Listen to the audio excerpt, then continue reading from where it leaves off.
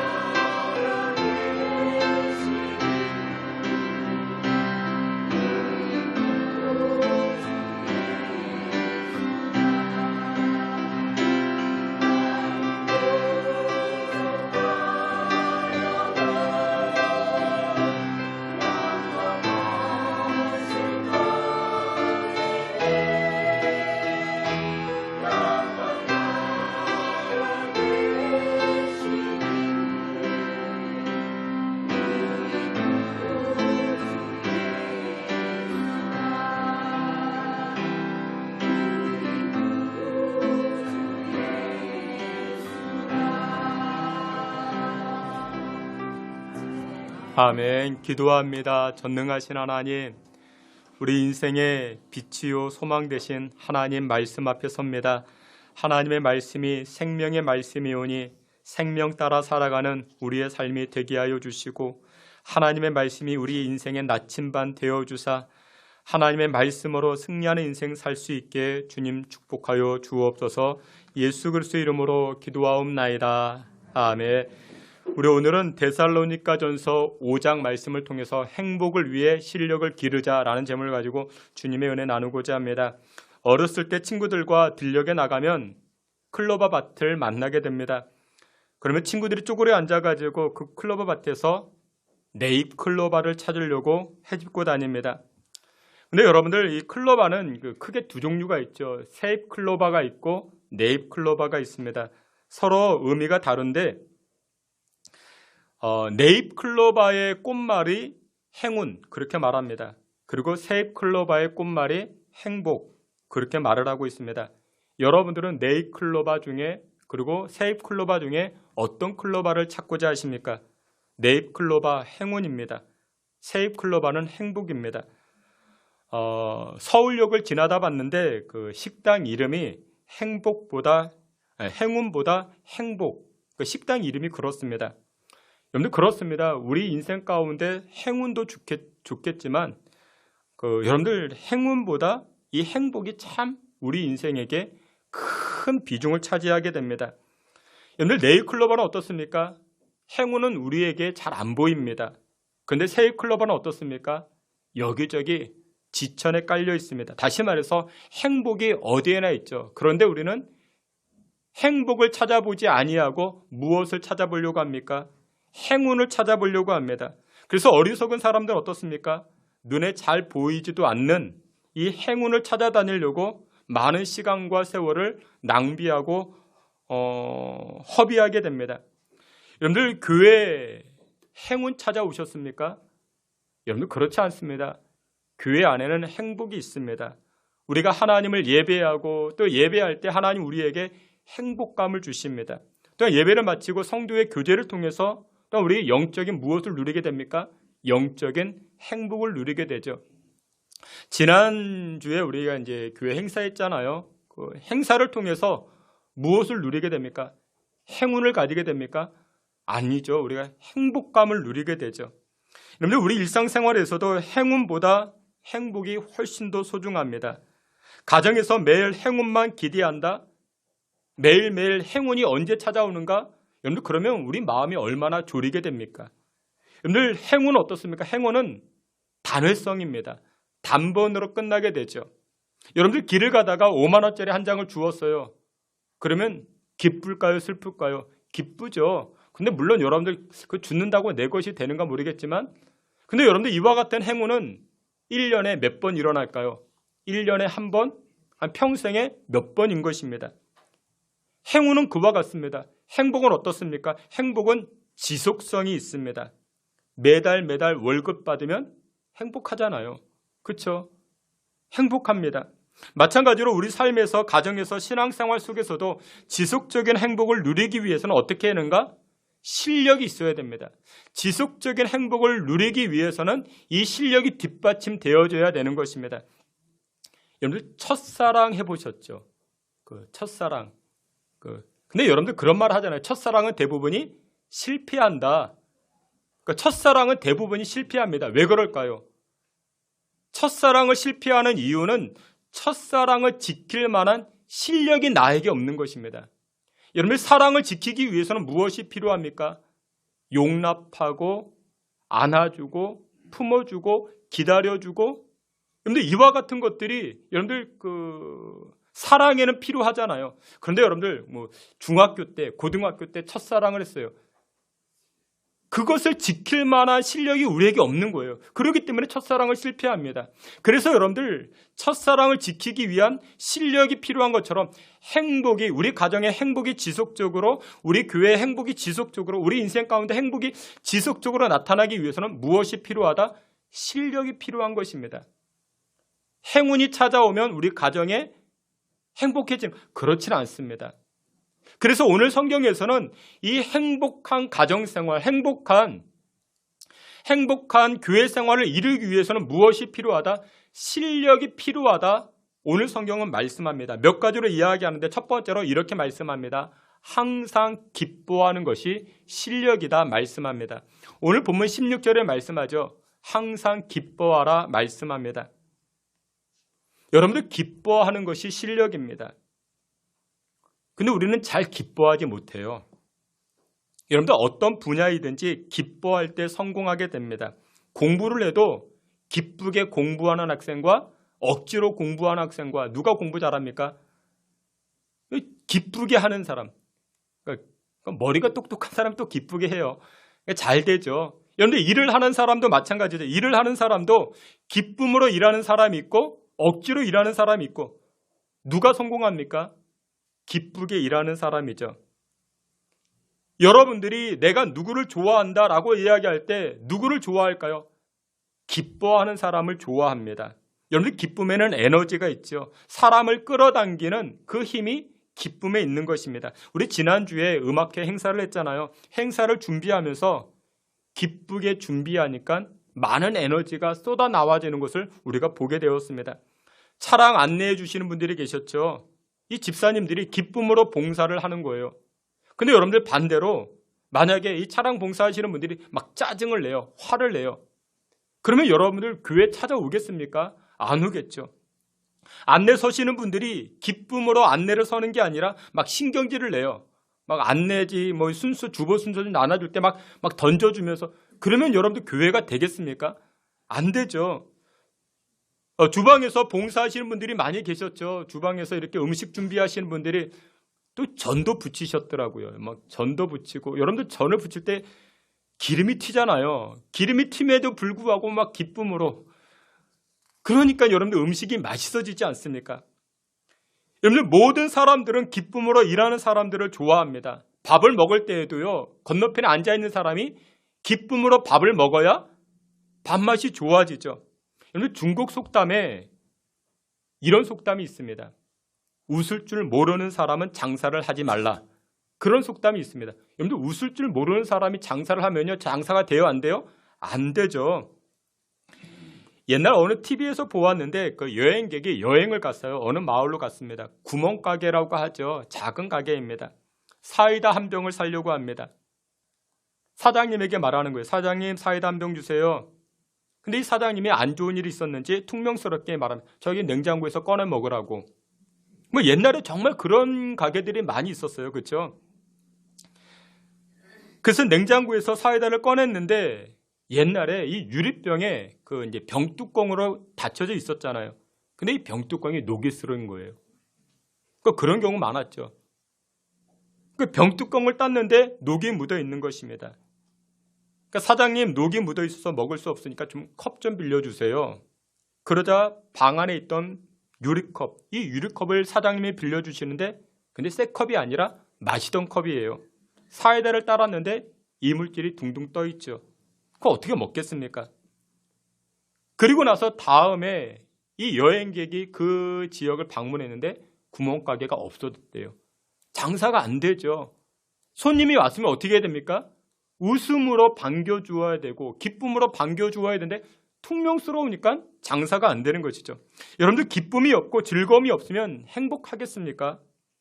그래서 여러분들 일부러라도 기뻐하세요. 일부러라도 즐거워하세요. 오늘 본문에 보니까 16절에 기뻐하라 말씀하지만 어떻게 기뻐하라? 항상 기뻐하라 말씀합니다. 항상. 아니 어떻게 항상 기뻐할 수 있을까요? 뉴스 보니까 신문 보니까 참담한 이야기들 그런 일들이 많이 생기는데 어떻게 항상 기뻐할 수 있을까요?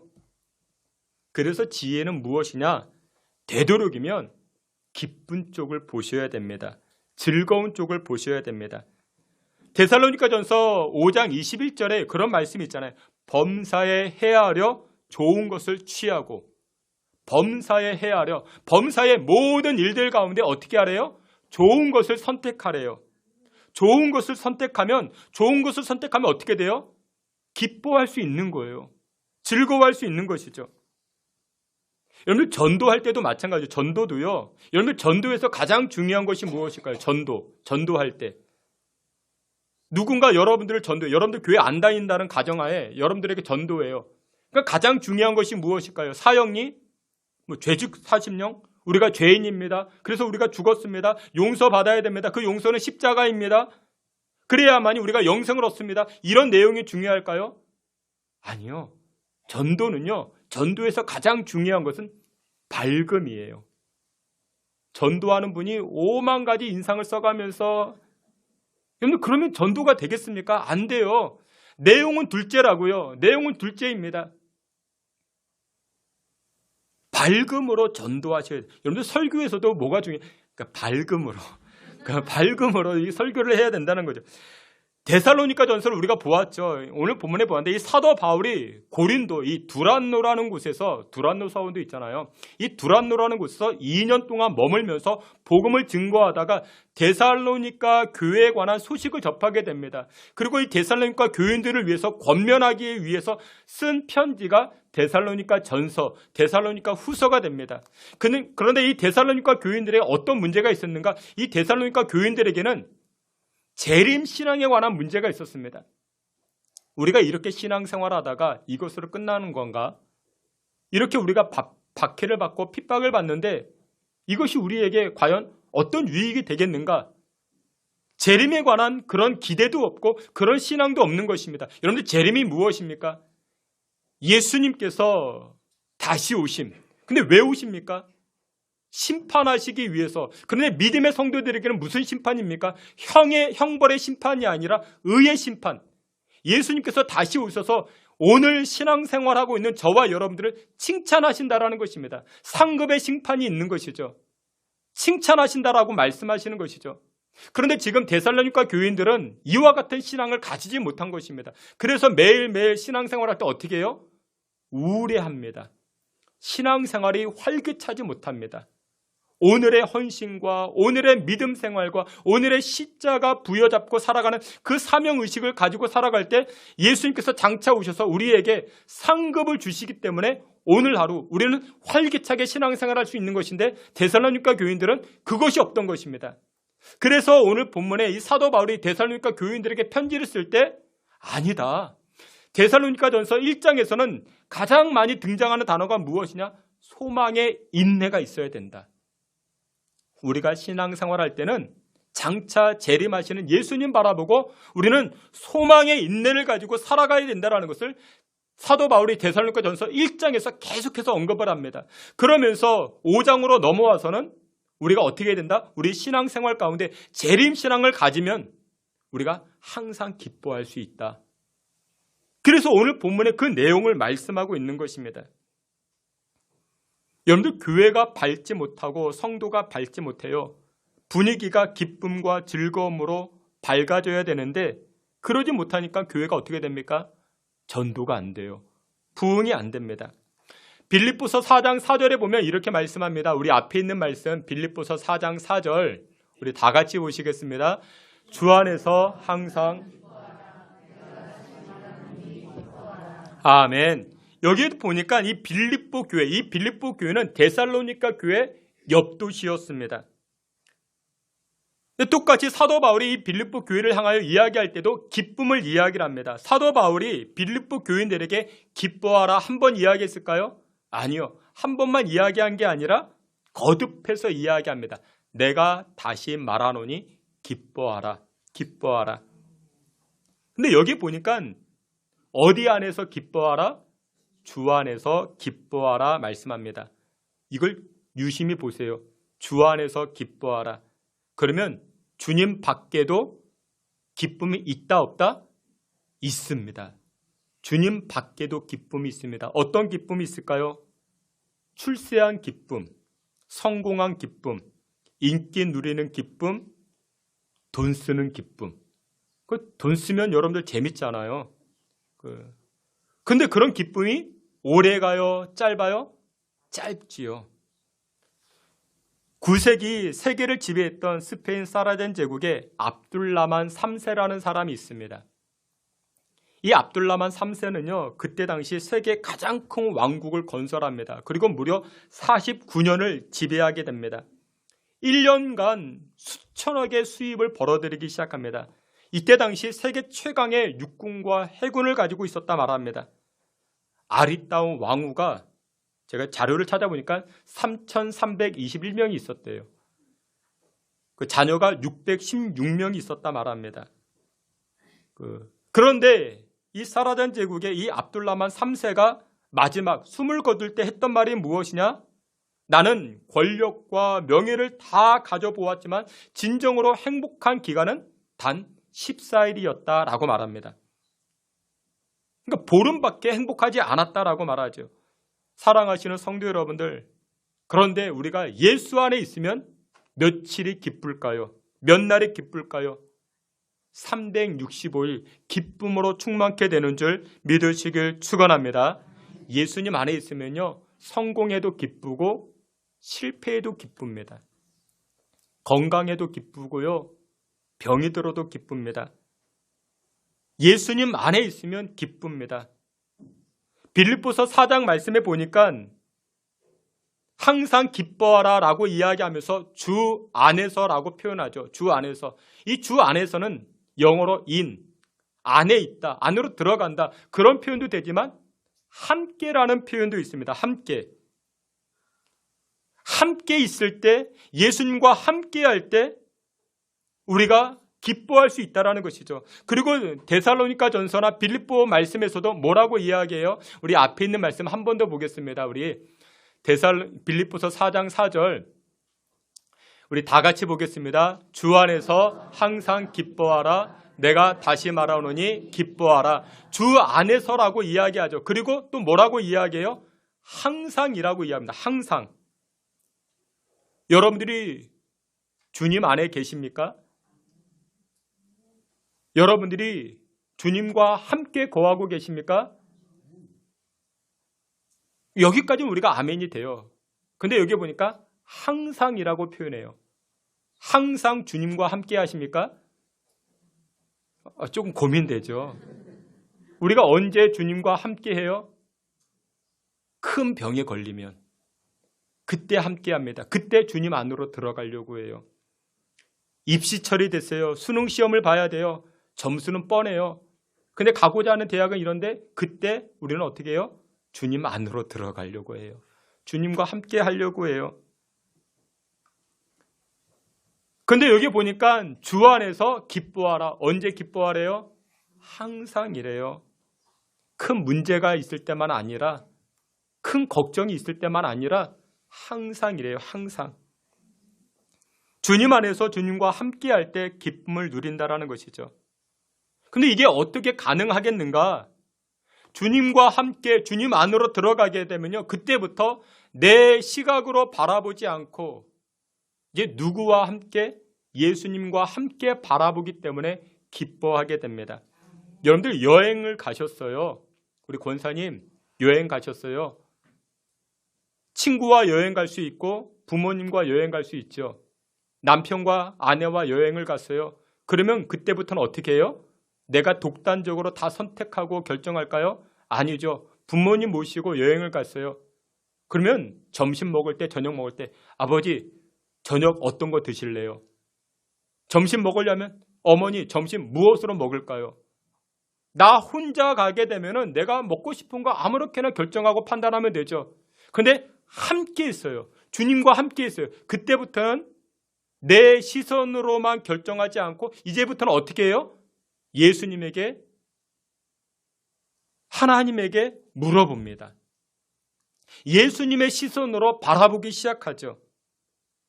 예수님의 시선으로 함께 바라보니까 그때부터 기뻐하기 시작합니다. 여러분들 우리가 인생을 살다가요, 모질이들을 만났어요.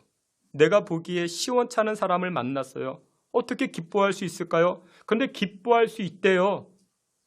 어떻게 그게 가능할까요?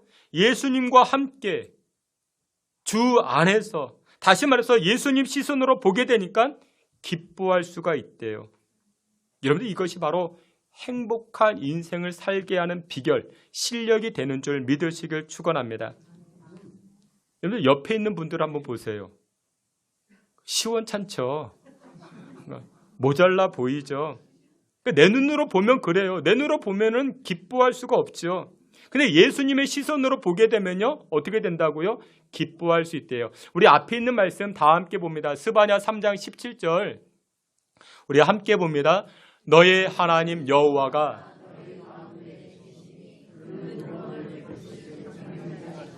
그가 너로 말미암아 기쁨을 이기지 못하시며 너를 잠잠히 사랑하시며 너로 말미암아 즐거이 부르며 기뻐하시리라 하리라. 아멘. 여기 서두에 보니까 너의 하나님 여호와, 그 하나님이 어떤 하나님이래요? 전능하신 하나님, 구원을 베풀어 주신 하나님. 근데 그 하나님이 우리를 바라보실 때 어떻게 바라보신대요? 기쁨을 이기지 못한대요. 다시 한번 옆에 계신 분 보세요. 우리가 봤을 때 저 모질이, 우리가 그렇게 바라보지만 하나님이 그 사람을 바라볼 때는 어떻게 된대요? 너무 기뻐서 주체가 안 되신대요.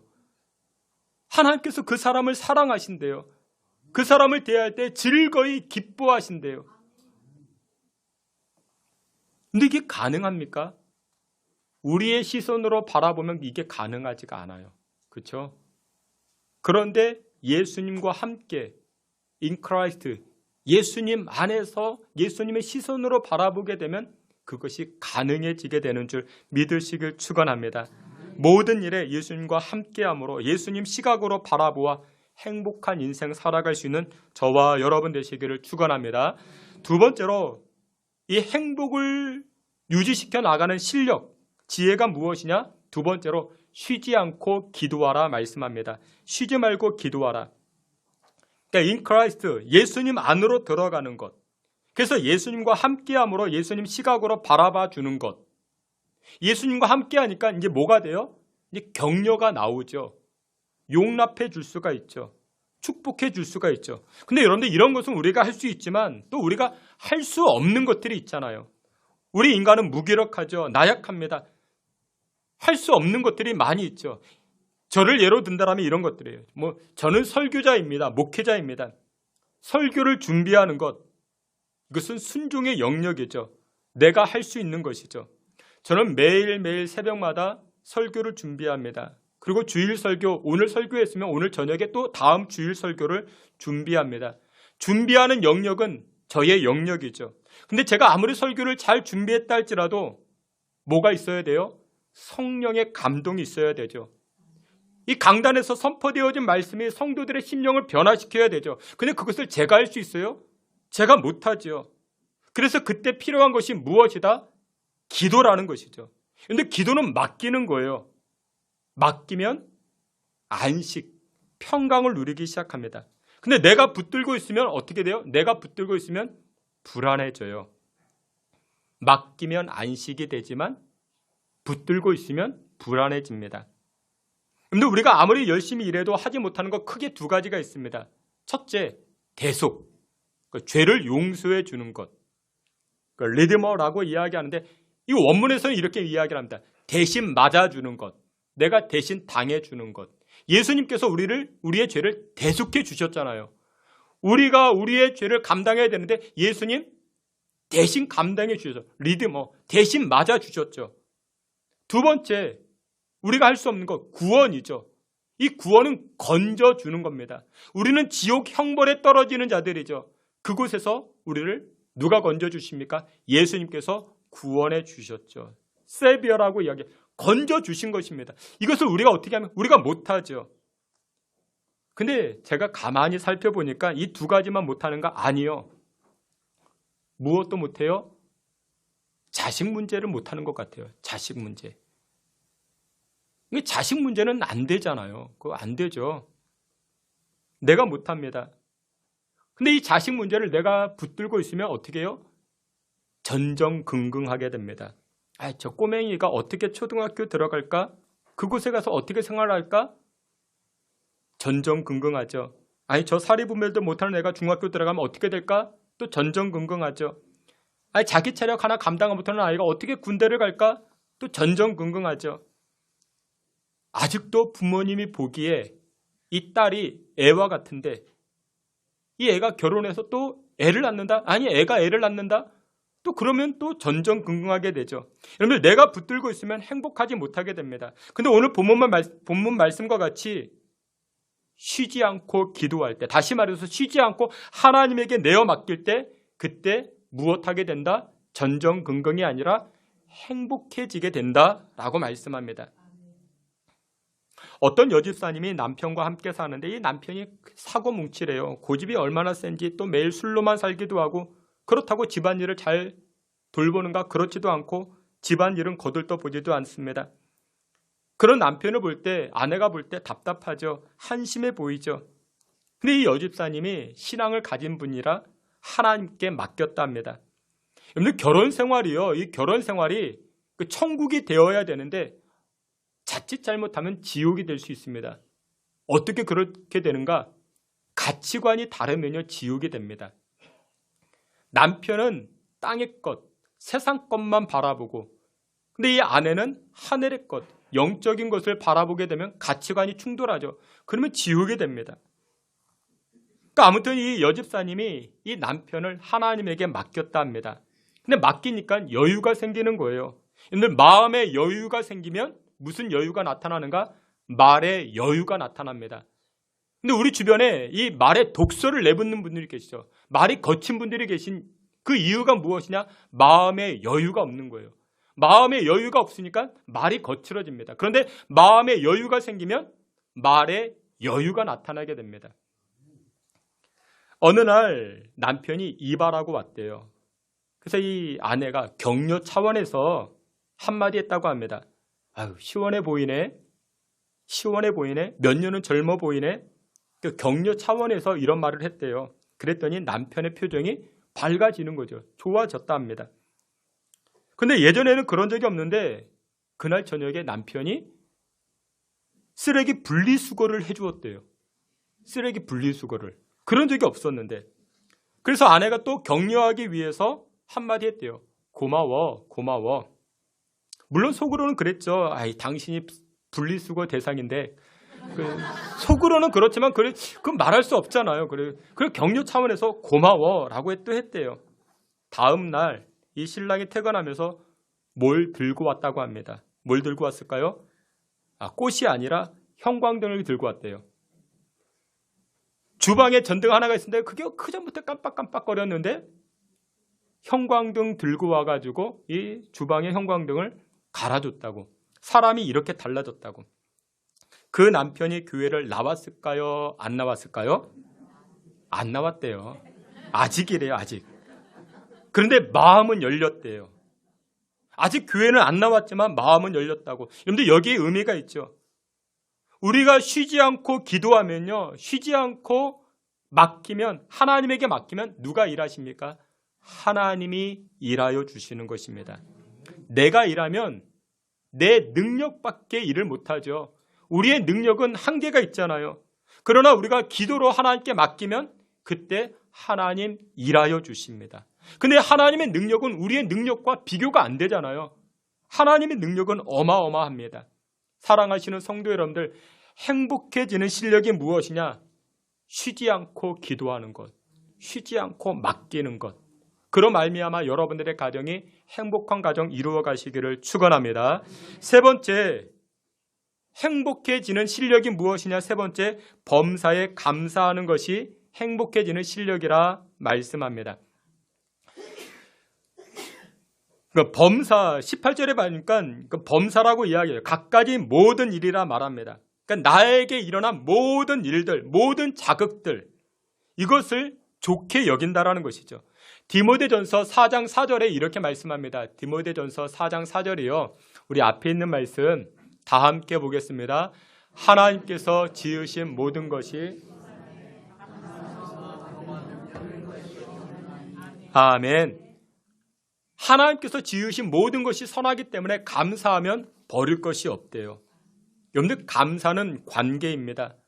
혼자 중얼거린다고 감사가 이루어지지 않죠. 식당에서 맛있는 요리를 대접받았습니다. 그러면 요리사에게 맛있게 먹었습니다. 정말 맛있게 먹었습니다. 들리게 말해야 감사가 이루어지는 것이죠. 그래서 감사는 관계라고 이야기할 수 있죠. 그래서 여러분들 다시금 행복이라는 것이 무엇이냐? 이 행복은 관계를 의미합니다. 그런데 아름다운 관계, 행복을 가져다 주는 것이 무엇이냐? 바로 감사라는 것이죠. 그러니까 감사를 잘하면, 감사를 표현하게 되면 관계가 좋아지게 되고 이 관계로 말미암아 우리 가정이 행복해지는 것이라 그런 것입니다. 여러분들 딸과 며느리의 차이점이 뭔지 아십니까? 딸과 며느리의 차이점. 어떤 할머니의 이야기예요. 밥을 차려 주었대요. 며느리가 밥을 차려 줍니다. 며느리가 밥을 차려 줬는데 며느리가 밥을 차려 주면 반찬 가짓수가 많대요. 고등어도 구워주고 굴비도 구워주고, 그리고 정한 시간에 제 시간에 꼭꼭 빠짐없이 며느리는 밥을 차려준대요. 근데 시간 맞춰 밥을 차려주고 난 다음에 며느리는 외출한대요. 나간대요. 볼일 보러 나간대요. 반면에 딸은 어떨까요? 딸은요, 밥을 차려줘도 반찬이 별것 없대요. 시간도 어쩔 때는 조금 늦게 차려주는 때도 있고, 그런데 딸은요, 밥을 차려주고 나서 밥 먹을 때, 엄마가 밥 먹을 때 옆에 와서 앉는데요. 조금이라도 같이 먹으면서 딸은 이런 이야기 저런 이야기 말을 걸어준대요. 그래서 딸이랑 밥 먹을 때는 반찬은 많이 없지만 오히려 서로 주고받는 대화로 말미암아 식탁이 풍성해지더라, 그런 말을 합니다. 여러분들 어떤 모습이 더 행복해 보이십니까? 관계죠. 관계입니다. 고등어, 굴비, 그것도 딸이 구워주면 더 맛있겠지만, 여러분 감사는 관계를 보이는 것입니다. 우리가 감사하면요, 하나님과 관계가 좋아집니다. 여러분들이 부모님에게 감사를 표현하면요, 관계가 좋아집니다. 그러면 그런 가정은 어떻게 돼요? 천국이 되는 것이죠. 행복해지는 것이죠. 남편이 아내에게, 아내가 남편에게 감사를 표현하면요, 행복해지는 것입니다. 사랑하시는 귀한 성도 여러분들, 이 감사로 말미암아 관계가 아름다워지고 여러분들의 가정이 천국, 행복, 그 은혜를 누려 나아가시기를 주의 이름으로 축원합니다. 마지막 네 번째로 행복을 지속적으로 누릴 수 있는 그 실력, 마지막 네 번째는 좋은 것을 취하라 말씀합니다. 오늘 본문의 21절과 22절인데 우리 다 함께 앞에 있는 말씀 다 함께 봅니다. 범사에 헤아려 좋은 것을 취하고 악은 어떤 모양이라도 버리라. 아멘.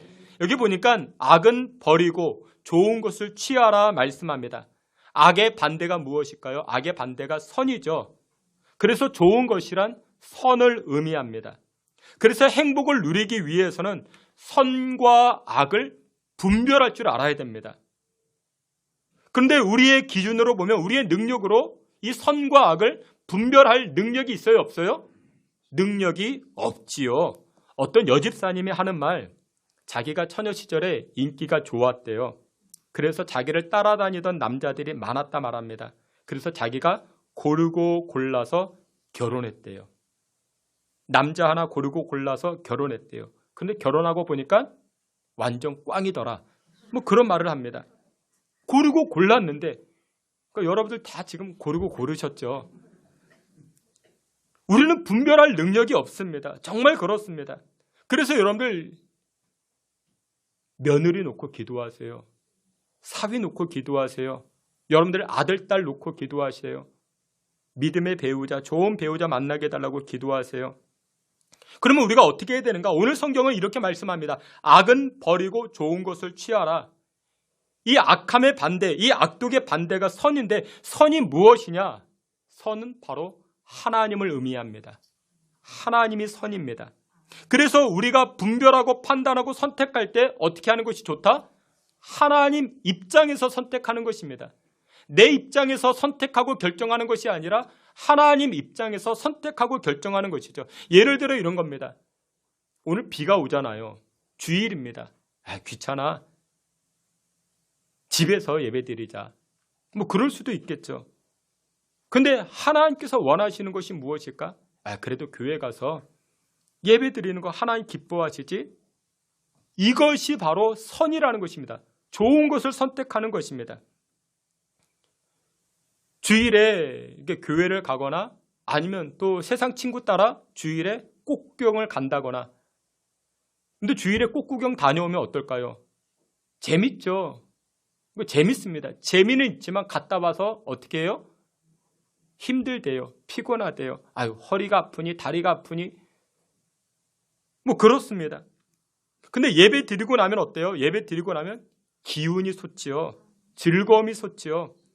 그전에는 신랑만 보면 스트레스가 되는데 이제는 신랑 보고 나면은 측은한 마음이 생기고 긍휼의 마음이 생기고 격려해주고 축복해주고, 그러니 가정이 어떻게 돼요? 행복해지는 것이죠. 그래서 지혜가 무엇이냐면 범사에 헤아려 좋은 것이 무엇인지, 나쁜 것이 무엇인지 좋은 것을 선택하라. 이 좋은 것은 무엇이다? 하나님께서 원하시는 것, 그것이 좋은 것이다 라는 것입니다. 그래서 우리가 가치를 분별할 줄 아는 것, 그것도 실력이 됩니다. 새벽 기도의 가치가 얼마나 큰지 모릅니다. 심야 기도의 가치, 주일 예배의 가치가 얼마나 큰지 모릅니다. 말씀의 결론을 맺도록 하겠습니다. 우리가 5월 가정의 달을 지내고 있죠. 지나가는 사람들에게 가정의 달을 맞이해서 소원이 무엇이냐라고 물어보면 10명 중 8, 9명은 이렇게 말합니다. 우리 가정의 행복입니다 라고 말을 하죠. 근데 여러분들, 그것을 소원으로만 가지고 있다 해서 우리 가정이 행복해지는가? 아닙니다. 실력을 키우셔야 됩니다.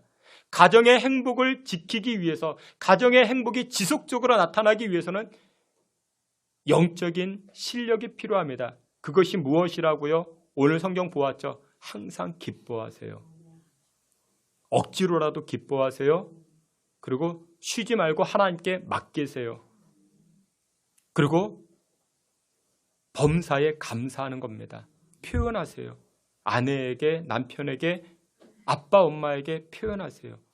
그러면 여러분들의 가정이 행복과 같은, 그리고 천국과 같은 그 은혜의 가정으로 변화되게 되는 줄 믿으시길 축원합니다. 아멘. 하나님, 영적인 실력과 지혜를 우리에게 부어주사 데살로니가전서 5장 이 말씀이 우리 가정의 행복을 지킬 수 있는 실력, 우리의 실력 될 수 있게 주님 축복해 주사 우리의 가정과 교회가 천국의 기쁨을 누리게 하여 주시옵소서. 예수님의 이름으로 기도하옵나이다. 아멘.